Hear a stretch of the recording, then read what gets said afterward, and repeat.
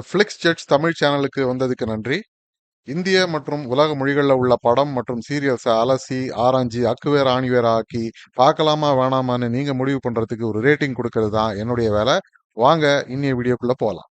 இன்னைக்கு நாம பார்க்க போறது அன்பே டயானா படத்தோட விமர்சனம். இந்த படத்துல பாரி இளவழகன், ரம்யா ரங்கநாதன், சேத்தன், ரோஜா மற்றும் பரிதாபங்கள் கோபி முக்கிய வேடங்கள்ல நடிச்சிருக்காங்க. இசை பரத் சங்கர், இயக்கம் பாரி இளவழகன். அன்பே டயானா ஒரு ராம்காம் அப்படின்னு சொல்றாங்க. ஆனால் காமெடி இதில் கொஞ்சமாக தான் இருக்கு. மோஸ்ட்லி கதை ஒரு ரொமான்டிக் ட்ராமாவாக தான் நகருது. இது ஒரு கன்ஃபியூஸ்டான காதல் கதைன்னு சொல்லலாம். கன்ஃபியூஷனுக்கான காரணம், காதல் கல்யாண ஸ்டேஜுக்கு நகரும்பொழுது வரக்கூடிய நிதர்சனமான விஷயங்களை ஃபேஸ் பண்ணும்பொழுது காதலர்கள் ரெண்டு பேருமே இது ஒர்க் அவுட் ஆகுமா, கல்யாணம் காலத்துக்கு நீடிக்குமா அப்படின்னு அவங்க ரெண்டு பேருக்குமே டவுட் வருது.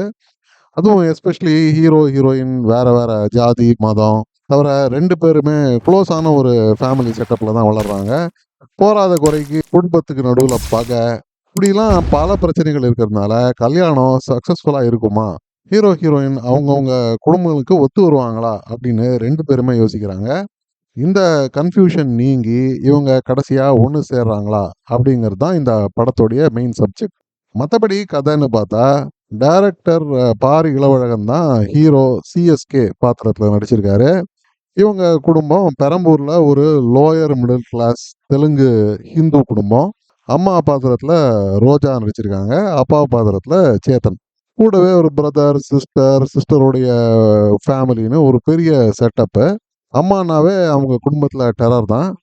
ரோஜாவுக்கு இந்த ஜாதி, அவங்க ஆட்கள் இதெல்லாம் ரொம்ப ரொம்ப முக்கியம். ஹீரோயின் மேஜிக் டயானா அப்படிங்கிற ஒரு ஆங்கிலோ இந்தியன் பாத்திரத்தில் ரம்யா நடிச்சிருக்காங்க. ஹீரோயினுக்கு காலேஜ்லேருந்தே பழக்கம்.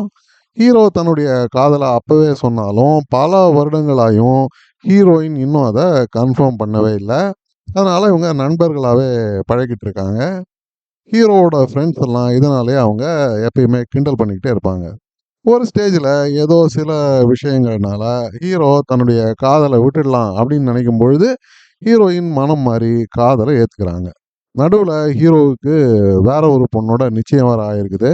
தவிர இந்த ஜாதி மதம், இந்த ஆங்கிலோ இந்தியன் இந்த மாதிரி பிரச்சனைகள், கூடவே ரெண்டு பேரோட அப்பாக்களுக்கும் ஏதோ ஒரு பகை வேற.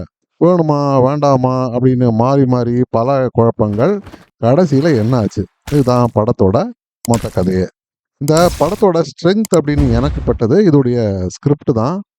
டைரக்டர் மோஸ்ட்லி ரொம்பவே சாதாரணமான யதார்த்தமான சுச்சுவேஷன்ஸு மற்றும் கேள்விகள்லாம் எழுப்பியிருக்காரு. இந்த தெய்வீக காதல், வேலண்டைன்ஸ் டே, டூயட் சாங் அப்படிங்கிற ஃபார்மேட்லாம் இல்லாமல் கல்யாணம் செஞ்சால் வாழ்க்கை எப்படி இருக்கும் அப்படின்னு ஹீரோயின் யோசிக்கிறாங்க. இந்த கதையில் ஒவ்வொரு கேள்வி அல்லது பிரச்சனை வரும்பொழுதும் அதுக்கு பெரிய இந்த தத்துவம் எல்லாம் பேசாமல், காதல்னா என்னன்னு தெரியுமா அப்படின்னு பெரிய எமோஷனல் வழக்கமெல்லாம் கொடுக்காம ரொம்பவே சிம்பிளா ப்ராக்டிக்கலான உதாரணங்களை காண்பிச்சு அந்த பிரச்சனைகளை முடிஞ்ச அளவுக்கு ரிசால்வ் செய்ய முயற்சிக்கிறாங்க. இதனால ரொம்பவே வித்தியாசமான ரியலிஸ்டிக்கான ஒரு ஃபீலை கொடுக்குது இந்த காதல் கதை.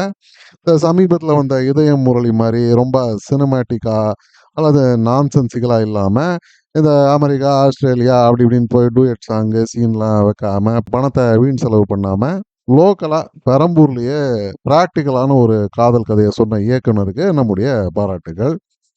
அடுத்தது எனக்கு பிடிச்ச விஷயம் இதுல வர பாத்திரங்கள். ஒரு சில இடங்கள்ல டிராமாட்டிக் எஃபெக்டுக்காக இந்த பாத்திரங்கள் கொஞ்சம் எக்ஸாஜரேட்டா நடந்துக்கிட்டாலும் மோஸ்ட்லி யதார்த்தமாகவே எழுதப்பட்ட பாத்திரங்கள் தான் இது. இவங்களோட காஸ்டியூம், வசனங்கள், சுச்சுவேஷன்ஸ், லொக்கேஷன் எல்லாமே மோஸ்ட்லி நிஜ வாழ்க்கையை ஒட்டின மாதிரியே இருக்கு. இதனாலே ஒரு மெச்சூரான ஃபீல் கூட இந்த படம் நமக்கு கொடுக்குது. காமெடி எலிமெண்ட்ஸ்லாம் கொஞ்சம் கம்மி தான். இருந்தாலும் இதை வச்சுக்கிட்டு மோஸ்ட்லி கதையை விறுவிறுப்பாகவே நகர்த்தியிருக்காரு டைரக்டர். இதுக்கும் ஒரு பாராட்டுக்கள்.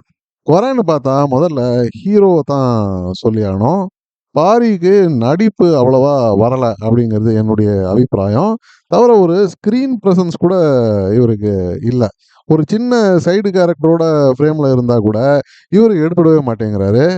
ஃப்யூச்சரில் இவர் எழுத்து இயக்கத்தோடையே இருந்தால் போகிறோம் அப்படிங்கிறது என்னுடைய அபிப்பிராயம்.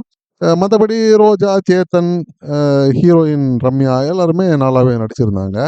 ஆனா இந்த பரிதாபங்கள் கோபி ஒரு முயற்சி பண்ணியிருக்கிற அந்த டிஃபரண்டான ஒரு ஆக்சென்ட் சரியாவே இல்ல. படம் முழுக்க அதே ஆக்சென்ட் வரதுனால, அது கொஞ்சம் எரிச்சல வேற குடுக்குது ஒரு ஸ்டேஜுக்கு மேல. மத்தபடி இந்த லொகேஷன், காஸ்டியூம், கேமரா ஒர்க் எல்லாமே நல்லாவே இருந்தது. அப்ப இந்த படத்த பார்க்கலாமா, வேணாமா அப்டின்னா, அன்பேடையான ஒரு சிம்பிளான காதல் கத. இந்த சாக்லேட்டு, ரெயின்போ, பஞ்சு மிட்டாய் இந்த மாதிரிலாம் இல்லாம, ரொம்பவே சாதாரணமான ஒரு ரோடு கட லெவல்ல காதல்லேருந்து கல்யாணம் வரைக்கும் உள்ள அந்த ஜேர்னிய டிஸ்கஸ் பண்ற ஒரு படம்.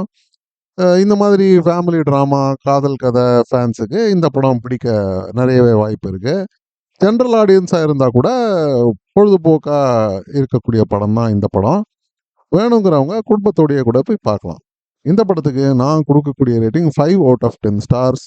மீண்டும் ஒரு முறை இன்னொரு விமர்சனத்தோட உங்களை சந்திக்கும் வரை நன்றி, வணக்கம். இந்த வீடியோ பிடிச்சிருந்ததுன்னா லைக் பண்ணுங்க, ஷேர் பண்ணுங்க, சப்ஸ்கிரைப் பண்ணுங்க. உலகத்தரமான படம் மற்றும் சீரியல்களை நீங்க பார்க்கணுங்கிறதுக்காக பல சினிமா சீரியல்களை பார்த்து அதிலேருந்து சரியானதை மட்டும் அடையாளம் காட்டுறது தான் இந்த சேனலோட குறிக்கோள். நன்றி.